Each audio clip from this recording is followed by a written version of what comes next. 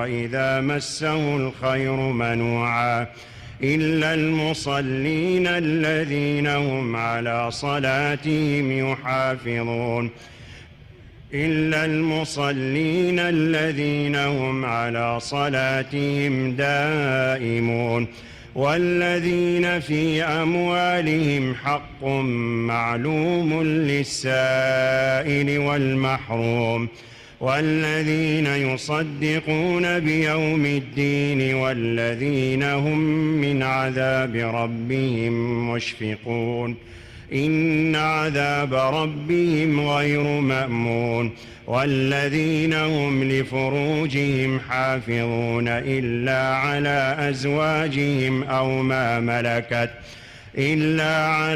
أزواجهم أو ما ملكت أيمانهم فإنهم غير ملومين فمن ابتغى وراء ذلك فأولئك هم العادون والذين هم لأماناتهم وعهدهم راعون والذين هم بشهاداتهم قائمون والذين هم على صلاتهم يحافظون أولئك في جنات مكرمون.